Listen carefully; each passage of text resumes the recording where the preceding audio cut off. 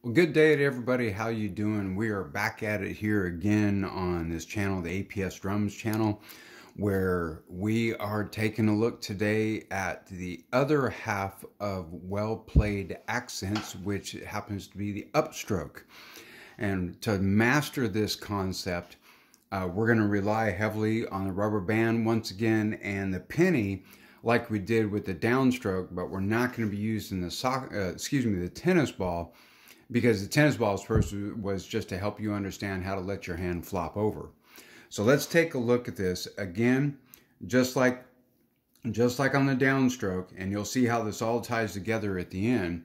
For the upstroke, the three fingers, the middle, the ring finger, and the pinky finger all have I have the rubber band around these three just to always remind them to remain bound together like this and to work really kind of like as one complete unit, right?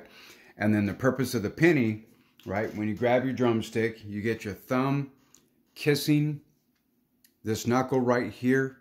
You have your thumb at about 45 degrees on the stick, not at the north, not pointing east, but kind of like northeast.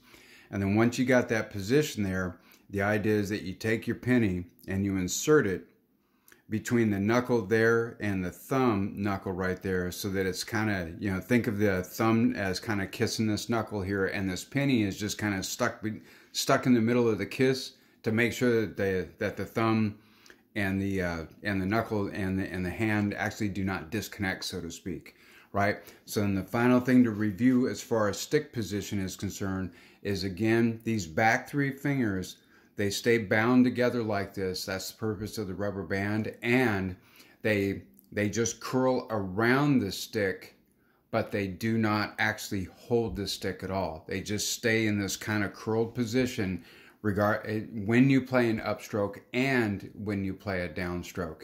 So let's take a look at this upstroke thing and exactly what we're talking about. So actually, let's do this first. Remember that on a downstroke, you start with the stick tip high, you let it flop over, and then it stops.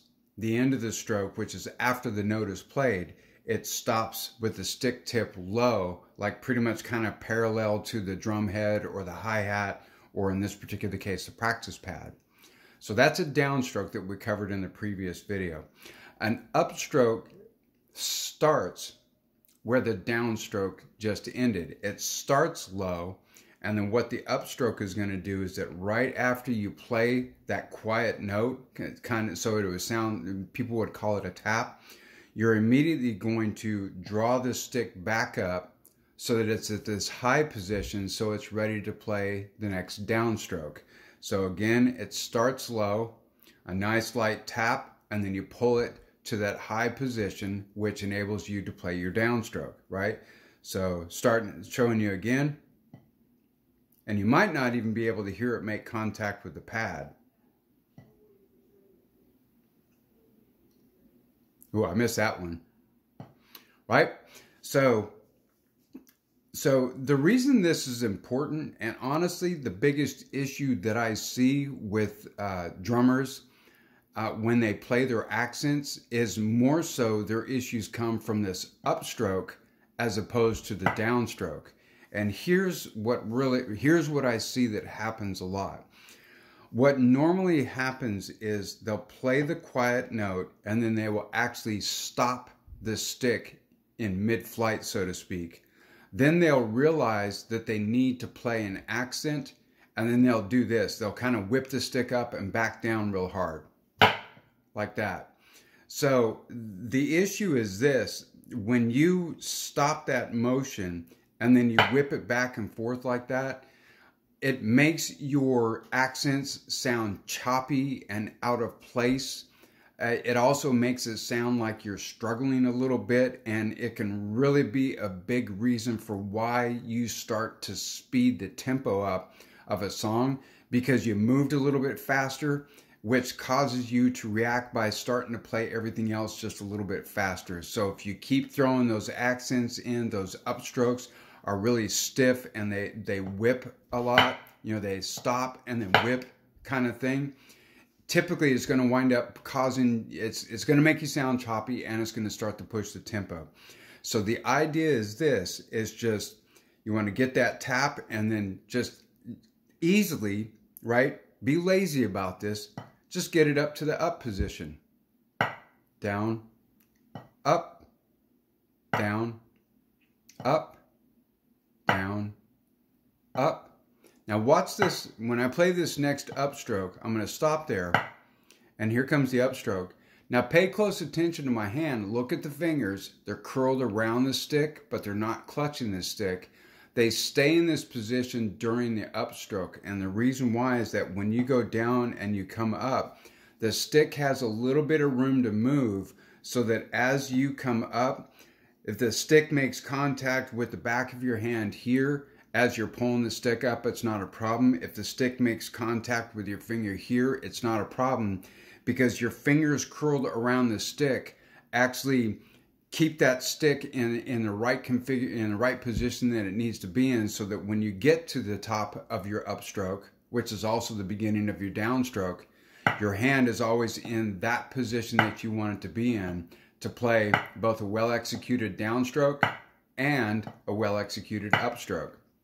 So as a quick review, first of all, penny between the thumb and the finger, right? The thumb itself is just a little bit ahead of the index finger, and it's at about a 45-degree position from the top of the stick. It's not facing north, it's not facing east, it's, so to speak, northeast. These back fingers are curled around the stick, but not clutching the stick, and they're all staying together. And then you just get this nice upstroke to downstroke. So you can see that each upstroke sets up the downstroke, and each downstroke sets up the upstroke. And when you just get real comfortable with this at these slow tempos, the purpose of this is to help you understand and get a really good feel for how easy your downstrokes and your upstrokes should be, which is, there's your accent, and that's, a lot of times you'll hear them call it an accent tap, accent tap, accent tap, accent tap.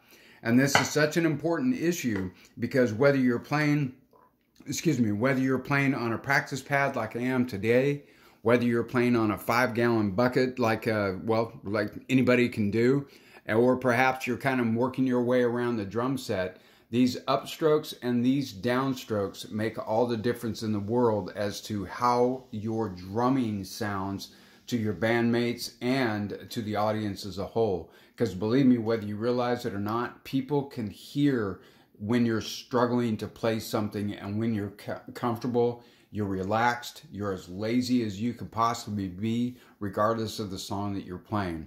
So the goal of this video, my friends, was to help you better understand how to play a well-executed upstroke, which is a huge part of actually executing a playing a well-executed accent, because the quicker that upstroke gets up to that high position, the easier it is to get your hand down, let it flop into place, and return itself to that low position, and that flop will generate more than enough noise. So that's the goal of this video, was to share with you how to do a well-executed upstroke. So I gotta ask, did we hit that goal? If we did, definitely share this with other drummers that you think can benefit from this. As well, definitely give us the likes and give us the subscribes, because those are always cool things to get. Actually, I just want to take a look at that ride symbol in there too, because don't want to leave out that splash symbol. Sorry, I just get easily distracted by this drum set. If we did not reach this goal, please let us know where we fell short. Ask your questions, leave your comments down below, and I will be more than happy to circle back around and address the issue in much greater detail. Because what we're doing with these videos is really getting into the mechanics and the physics, and going heavy on the geekdom right now, to just understand how to become increasingly more efficient, which means become increasingly more lazy as you play the drums, so that when you sit down to play, it sounds authentic, it sounds legitimate, it sounds genuine, it sounds natural. And believe me, the impact that a drummer that sounds natural, authentic, legitimate, the impact that that drummer has on the band and on the audience is amazing, because when the drummer is confident, everybody else just stands right on top of that and plays without a problem. So that, my friends, is my rumor. I'm sticking to it for the day. I think the next video, I'm actually going to show you some more exercises that focus on this idea of bucks.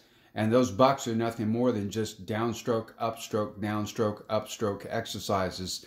And this next one will actually deal with the bucks, as well as it will deal with kind of like an independence issue that always needs to be dealt with when one hand is playing the bucks exercise and the other hand is playing taps. So I'm out for the day. Have fun. I will see you on the next video. And that's it.